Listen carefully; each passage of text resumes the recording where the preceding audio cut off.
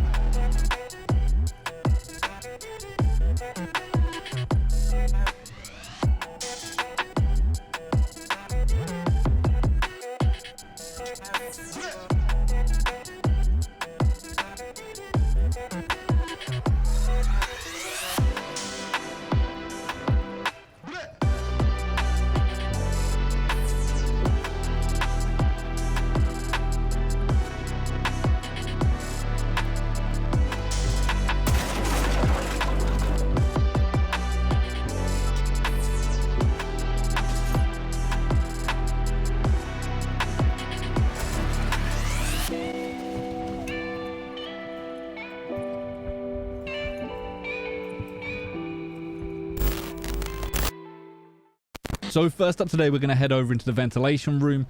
Vents and workshop is pretty similar to how it was. I don't think it's really been touched apart from the addition of this doorway just here. So I'm not going to dwell too much on this. The roof is still destructible and you can still hold down onto the window from above, which is really handy considering a lot of people like to sort of jump in here and try and get away with a plant just inside of the window using this as cover. With that in mind, and with this window being such a high traffic area, one thing you can do is actually move back in the workshop to this little angled wall. From here, if you open the second panel from the right, you can get a line of sight out of that window. You'll see all the bullet holes that I've already gone ahead and put over there. Now, obviously, I'm stood in front of the doorway. You don't have to be stood in front of the doorway to get this angle. You can sit even further back inside of the workshop, and you can still get that angle. But you're going to catch anyone that's jumping in through that window. And on top of that, you can even catch people that are trying to look in from the outside. Now, I will jump out there just so you can see exactly where these bullets are falling. But that's pretty nutty. Now, on top of this, as a defender, watching that window is going to be... I mean, it's a high traffic area. If you're an attacker and they've opened this line of sight, you only have a very thin slither that you've got to work with. You can't do much inside of that sight. And you're not really going to be controlling much movement within it either. It's going to be very rare that people are running around a lot inside of here. In a place that the window's going to be able to see them. Now, as I say, the rest of this site plays out pretty similarly. In the past, we have seen people extend through into the bathroom, place a castle barricade on here and open up a rotate. And I can see that happening even more, although you're going to have to invest more utility. These two walls here are going to need reinforcements, potentially bandit batteries, or maybe you could even run a mirror here, to be brutally honest. I don't know. That's quite interesting. I can see a lot of Maestro players and Echo players sort of hunkering down in here, especially with these slats being the way that they are. It's going to be a lot harder to get a line of sight onto them, rather than this sort of an angle where they're facing you. If you're hunkering down inside of one of these toilets, I think it's a toilet. Yeah, Middle Eastern toilet of some sort. It's going to be easier for them to get a line of sight as soon as they open up this section of the roof if they know you're down here. From here, though, what you can actually do is you can see I put some bullet holes just over there. You can look all the way through both sites if you open up the right-hand panel through there and the right-hand panel here. Now, if you are doing an extension through into bathroom, opening a little section of this panel on the right-hand side isn't going to be a biggie, because as I say, teams very often have a rotate just here anyway. So opening a bit more of this for a line of sight all the way through, you might be able to get some lucky picks onto people. Certainly if they push any further into the site. Now, the other interesting thing about the bathroom being what it is and these slats being in this direction is the fact that as a defender, you're going to have the option to throw a nitro up through it and onto the balcony. Now, what I will do is I will go outside and we'll go up to the balcony just so I can showcase this to make sure that we haven't lost anyone. But with the new stairs just over here on the north side, or the northeast side, should I say, if anyone is up here trying to contest through into armory lockers or the archives, or if they're trying to look into the office itself, that is where it's coming up through. Directly in front of them, it's going to come up, it's going to land just here, and it's going to take out anyone in this area. The teller's site itself is now completely solid on the roof. Back in the past, a lot of this was actually destructible, and you could look into the site. Now you can't do that, and this kind of works twofold. It's going to be beneficial for attackers to get in here and plant, because it's going to be harder for the defenders to do anything about it, which is kind of strange to me. This site always felt attacker favored as it was, and now with the addition of that and with the removal of the hatch and moving that through into bathroom, if the attackers can get control of this area, it's going to be hard to retake it. Now, you notice there are really long lines of sight all the way through to the customs area. You can look all the way through to the storeroom, stockroom. I can't remember what that's called for the life of me. But this window just over here, what is this? Supply room, that's it. I was close, but no cigar. But you can look all the way through to supply. I mean, that is a crazy long line of sight. It's rare that you're going to be holding it.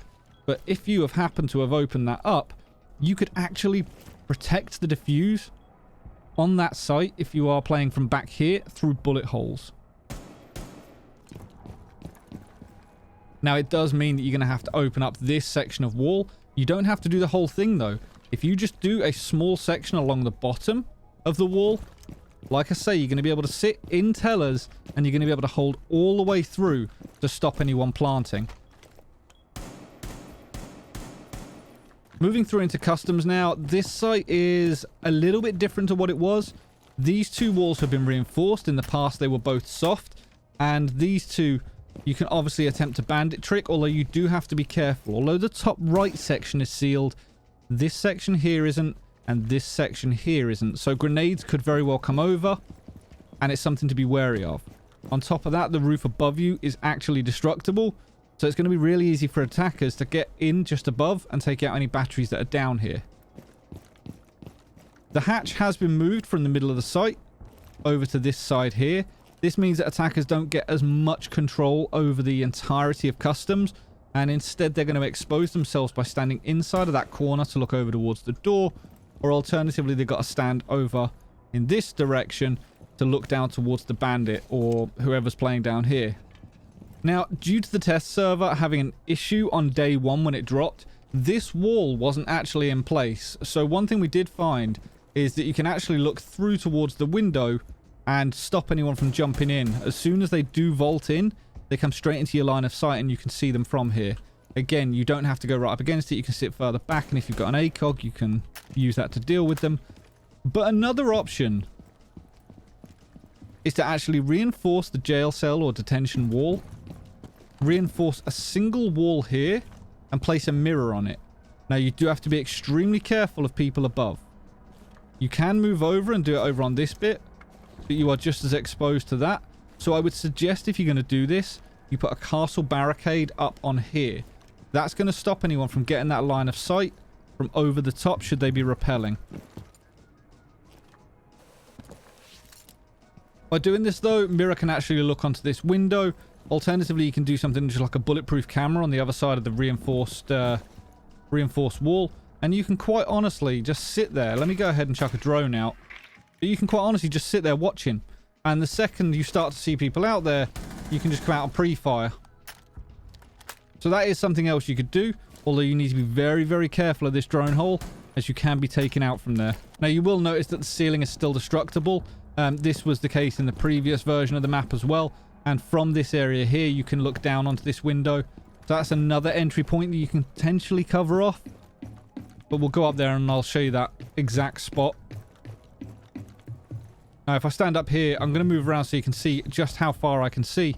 by standing in front of the doorway to the balcony, you're going to be able to see a little bit of the window, and you're going to have to... You're only really going to be able to see them when they jump in.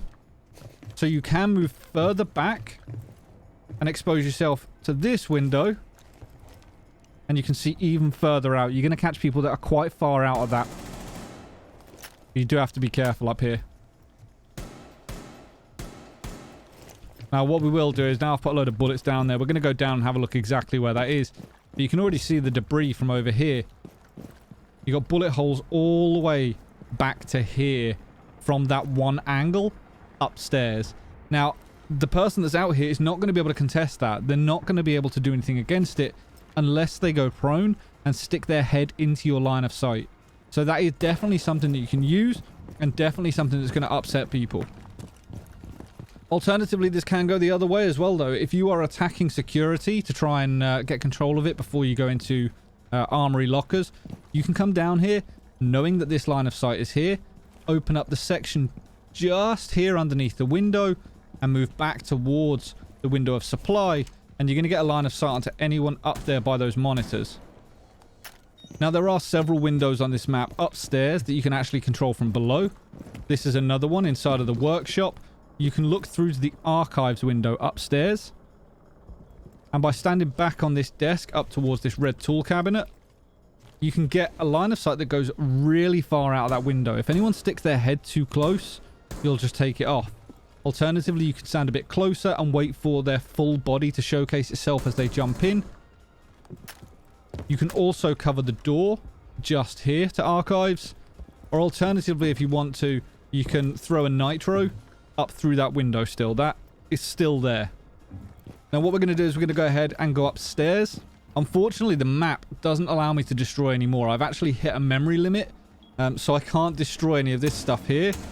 It's not allowing me to. I've destroyed absolutely everything on the map. So I can still see out of this east door here.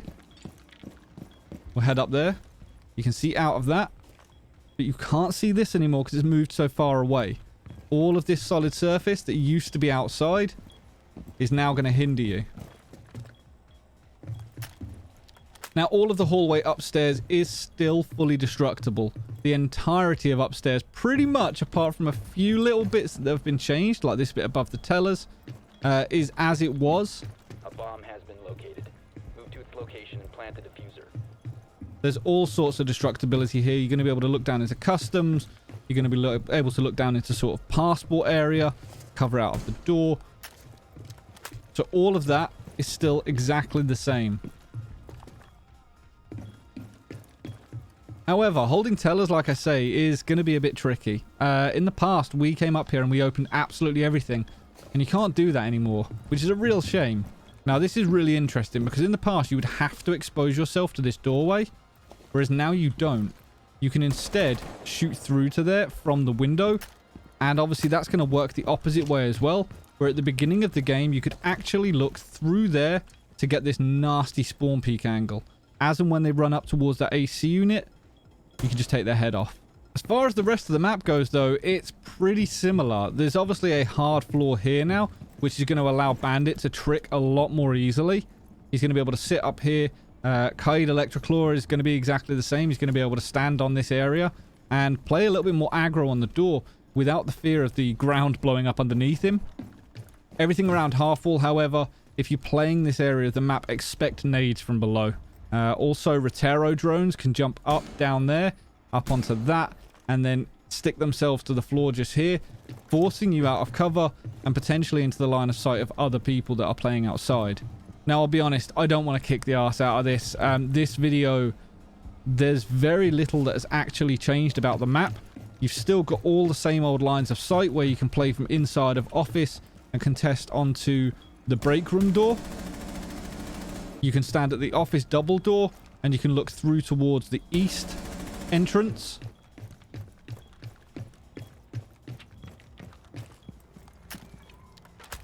Obviously, that does work the other way as well, though. If any defenders are trying to work their way back into sight, the attackers can go ahead and pick them up.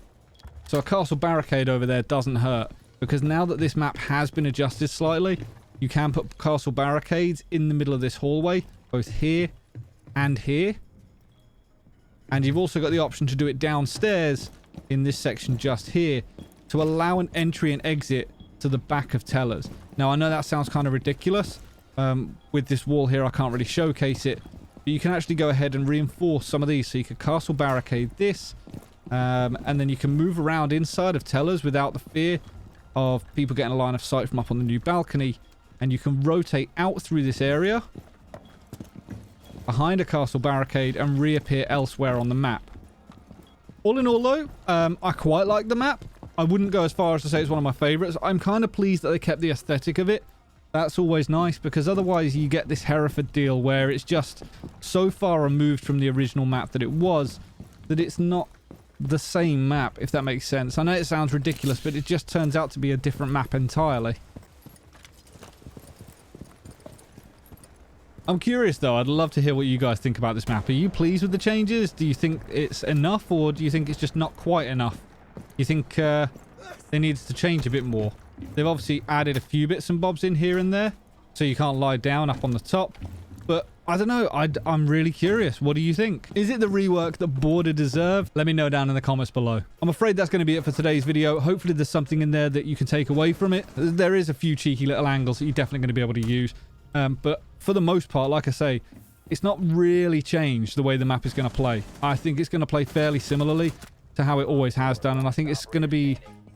I don't want to say it, but back to being a boring map again pretty quickly. I guess time will tell, though. Maybe that's just me being negative.